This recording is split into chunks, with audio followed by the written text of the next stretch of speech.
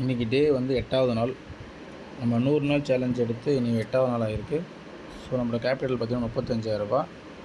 So இன்றைக்கி நம்ம trade பண்ணது நிஃப்டி 50ல் டவுன் சைடு எடுத்துருக்கோம். ப்ராஃபிட் பார்த்திங்கன்னா 1693 ரூபா. ஸோ புரோக்கரேஜ் பக்கம் ஒரு 150 ரூபா போனாலும் ஒரு 1500 இன்றைக்கி கிடைக்கும். ஓகேவா? ஸோ இன்றைக்கி 8வது நாளில் நம்ம எடுத்த ட்ரேடு நிஃப்டி ஏன் இந்த ட்ரேட் எடுத்துருக்குன்றதை பார்ப்போம். ஸோ பார்த்திங்கன்னா நிஃப்டி ஓப்பன் ஆனது காலையில் 65% வந்து கிட்டத்தட்ட 65% வந்து நெகட்டிவ் ஓப்பன் ஆச்சு. பார்த்தீங்கன்னா இங்கே பார்த்தாலே தெரியும். இங்கே பாருங்கள், இது வந்து இன்றைக்கி டேட்டா. ஓகேங்களா? இங்கேருந்து 65% வந்து நிஃப்டி வந்து நெகட்டிவ் ஓப்பன் ஆச்சு.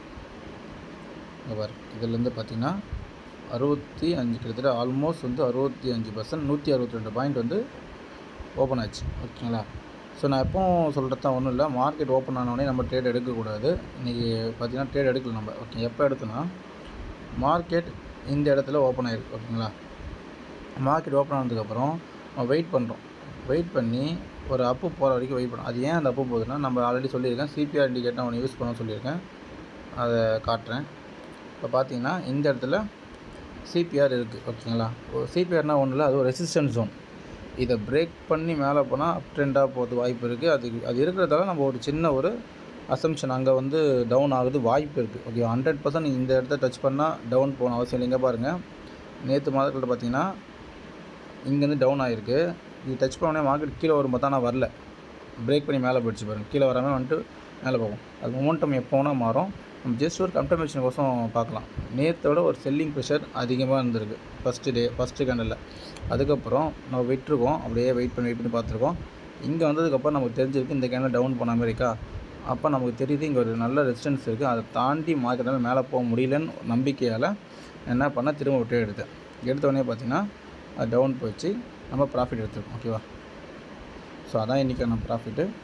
இன்றைக்கான ப்ராஃபிட் வந்து 1693 ரூபா. நான் எப்பவும் சொல்கிற மாதிரி ஒரு ப்ராஃபிட் எடுத்தோடனே நான் பண்ணுற முதல் வேலை போயிட்டு செக்மெண்ட்டை ஆஃப் பண்ணி வைக்கிறது தான்.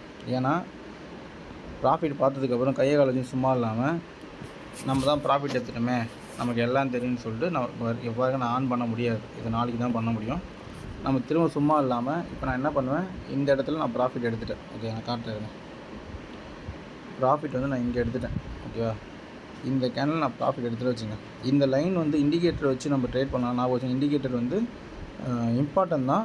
இதில் இன்னொன்று காட்டுறேன் பாருங்கள். இதில் இன்னொரு இண்டிகேட்டர் இருக்குது. ஜஸ்ட் இதே தான். இதிலே வந்து என்ன ஆகுனா ஆட்டோமேட்டிக்காக இன்னும் இது ரெசிஸ்டன்ஸ் இங்கே இந்த ரெசிஸ்டன்ஸில் திரும்பி இருக்கா மார்க்கெட்டு, அந்தமாதிரி ரெசிஸ்டன்ஸ். ஆனால் இது வந்து எல்லா இடத்துலையும் நிறைய லைன்ஸ் இருந்துச்சு, நம்மளுக்கு கன்ஃபியூஸ் ஆகிடும். அதனால் இதை யூஸ் பண்ணிக்க மாட்டேன். நீங்கள் ரெசிஸ்டன்ஸ் வந்து பார்த்தோன்னா நான் இப்படி யூஸ் பண்ணிக்க மாட்டேன். இந்த சிபிஆர் தான் மெயினாக வச்சுப்பேன். ஒன்று இந்த கேண்டில் வந்து பிரேக் பண்ணி கீழே போனால் டவுனு, அப்படிலாம் சிபிஆர் கிட்ட போச்சுன்னா நம்ம வந்து ரெசிஸ்டன்ஸ் இருக்குது, ரிவர்ஸ் ஆகும்னு நினச்சி நம்ம நம்பலாம். அவ்வளோதான். இப்போ இதே நான் ஓவர் கான்ஃபிடென்ட்டில் இங்கே வந்து இதை பிரேக் பண்ணிச்சு அப்படின்னு நான் ட்ரேட் எடுத்துருந்தேன்னா டோட்டலாக லாஸ் ஆகிருக்கும். ஸோ ட்ரேட் எடுத்தோடனே ஃபஸ்ட்டு விஷயம் நீங்கள் என்ன பண்ணுறீங்கன்னா ட்ரேடை க்ளோஸ் பண்ணுறேன். ஓகேவா? இந்த இண்டிகேட்டரும் பார்த்தீங்கன்னா ஜஸ்ட் ஒரு கன்ஃபர்மேஷன். ஓகே, இந்த இடத்துல இருக்குன்னா வியூ பண்ணிட்டு அப்புறம் நீங்கள் மார்க்கெட்டை கிளியராக பார்க்கணுன்னா எல்லாத்தையும் ஆஃப் பண்ணி வச்சு தான் கிளியராக பார்க்க முடியும். இங்கே பார்த்தீங்கன்னா மார்க்கெட் கிளியராக தெரியும். இங்கே ஆரம்பிச்சு மேலே போயிருக்கான். மேலே போனோடனே அவனால் இந்த கேப் ஃபில் பண்ண முடியல. எவ்வளோ தூரம் போகல, இந்த இடத்துலேயே ஒரு ஸ்டாப் ஆகிருக்கும். பாரு, இங்கே ஒரு தட்டு கீழே வந்திருக்கான், திரும்ப இங்கே தட்டு திரும்ப கீழே வந்திருக்கான், திரும்ப இந்த தட்டு கீழே வந்திருக்கான். அது என்ன மீனிங்னா, இப்போ இங்கே இருக்க ஹையை விட இந்த ஹை லோவாக இருக்கா, இந்த க்ரீன் கலரோட ஹையை விட இந்த ரெட் கலர் ஹை லோவாக இருக்கா. அப்போ என்னாச்சுன்னா இங்கே திரும்பின இடத்தோட இங்கே திரும்ப வந்து ஒன்று கீழே திரும்பியிருக்கான். அதுக்கடுத்து எங்கே திரும்பியிருக்கானா இங்கே திரும்பியிருக்கான். இந்த பாருங்கள், மேலே 3 கேண்டில் மேலே போயிருக்கு. இந்த ஆரம்ப சென்டரை பாருங்கள், இந்த ஒயிட் டாட் கிடையாது, இந்த ப்ளஸ் இருக்குல்ல, அதை பாருங்கள். இந்த 3 கேண்டில் போயிருக்கா, திரும்ப இங்கேருந்து கீழே இறங்கியிருக்கான். உங்க பாருங்கள், இந்த டாட்டை விட இது கீழே, இந்த டாட்டை விட இது கீழே. 4வது வாட்டி பார்த்தீங்கன்னா மார்க்கெட் பிரேக் பண்ணிட்டான். இங்கே பிரேக் பண்ணிட்டான்னா இங்கே பாருங்கள், சட்டுன்னு வந்தானா பிரேக் பண்ணி ஆல்ரெடி வந்து லோ கிட்ட வந்துட்டான். ஸோ ஆல்மோஸ்ட் இங்கேயே நம்ம ஒரு 40 பாயிண்ட் கவர் பண்ணிடலாம். ஸோ ஈஸியாக நம்ம ப்ராஃபிட் பார்த்துக்கலாம். ஓகேவா? ஸோ அதுதான் இன்றைக்கி நடந்திருக்கு. ஸோ வெயிட் பண்ணி பார்ப்போம். நம்மளுக்கு இன்னும் 92 நாள் இருக்குது. அதுக்குள்ளே நான் அந்த ப்ராஃபிட்டில் இருக்கேனா இல்லை லாஸில் இருக்கேனா, இல்லை எங்கிட்ட அந்த கேபிட்டல் இருந்தாலும் இவங்க என்னை பொறுத்த வரைக்கும் நான் ஒரு லேர்ன் பண்ணியிருக்கேன் அப்படின்னு நான் அர்த்தம். என்னை பொறுத்த வரைக்கும் இந்த மார்க்கெட்டில் நிற்கிறதே பெரிய விஷயம். ஸோ 100 நாள் ட்ரேட் பண்ணி நம்ம ப்ராஃபிட்டில் இருந்தால் உண்மையிலே ரொம்ப பெரிய விஷயம். இன்கேஸ் லாஸில் இருக்குன்னா நம்ம லேர்ன் பண்ணிகிட்ருக்கோம், அது இன்னும் கற்றுக்கணும் அர்த்தம். என் கேபிட்டல் நான் அப்படியே வச்சுருந்தேன், நான் 20,000 அப்படியே 35,000 அப்படியே வச்சுருந்தேன்னா இந்த மார்க்கெட்டில் நம்ம சர்வே ஆக முடியும்னு அர்த்தம். அப்போ என்ன அர்த்தம், அந்த 3 மாதத்தில் நிறைய விஷயங்கள் கற்றுருப்பேன். அதுலேருந்து என்னென்ன பண்ணக்கூடாதுன்ற திரும்ப கற்றுக்கிட்டு இன்னும் அதெல்லாம் ஸ்டாப் பண்ணிட்டு நெக்ஸ்ட்டு 100 நாள் எடுக்கிறப்போ கண்டிப்பாக நம்ம ப்ராஃபிட்டில் வரலாம். ஸோ வெயிட் பண்ணி பார்ப்போம். இந்த சேலஞ்சிலே என்னால் முடியுதா, இல்லை என் கேபிட்டலே காலி பண்ணுறான்னு பார்ப்போம். இது ஜஸ்ட்டு வந்து என் ப்ராஃபிட்டை காட்டுறதுக்கான வீடியோ கிடையாது. நிறைய பேர் ட்ரேடிங்குள்ளே வந்துட்டு வெளியே போக முடியாமல் தவிச்சிட்ருப்பாங்க. ஏன்னா இதில் ப்ராஃபிட்டை பார்த்துட்டு இது ஈஸியாக ப்ராஃபிட் பார்த்துடலாம், இவ்வளோ ஈஸியாக பார்க்க முடியாத விட்டு நம்ம போய் வேறு எங்கன்னா போகலாமா, நம்ம கடன் வாங்கி பண்ணலாம் அப்படின்னு நினைப்பாங்க. ஆக்சுவலி அப்படி பண்ணாதீங்க. அது ரொம்ப ரொம்ப டேஞ்சரு. ஷேர் மார்க்கெட்டுன்னு நினைக்கிறாமே கிடையாது. பல கோடி பேர் பல்லாயிரம் லட்ச கோடியை வச்சு வியாபாரம் பண்ணுற பிஸ்னஸ் இது. இங்கே நம்ம சின்ன ஒரு வாட்டர் ட்ராப் மாதிரி நம்மளை மொத்தமாக முழுங்கிட்டு போயிடுவாங்க. நம்மக்கிட்ட 10 லட்சம் இல்லை 1 கோடி ரூபாய் இருந்தாலும் அது ஒரு சின்ன காசு. இந்த மார்க்கெட்டை பொறுத்த வரைக்கும் ஒரு சின்ன காசு தான். ஓகேவா? ஒரு சிம்பிளாக ஒரு விஷயம் சொல்கிறேங்க பாருங்கள். இந்த ஆர்டர் இப்போ நான் வாங்கியிருக்கேன் ரைட்டுங்களா. இந்த ஆர்டர் வந்து பை பண்ணேன்னா இது வந்து 125 ரூபா. ஓகே, இன்றைக்கி ஓகேவா. இதை நான் பை பண்ணுறேன் வச்சுங்க. எனக்கு இது எவ்வளோ தேவை, 8200 தேவை ரைட்டுங்களா. இந்த அப்படியே இந்த ஆர்டர் உள்ள போய் போகிறேன்.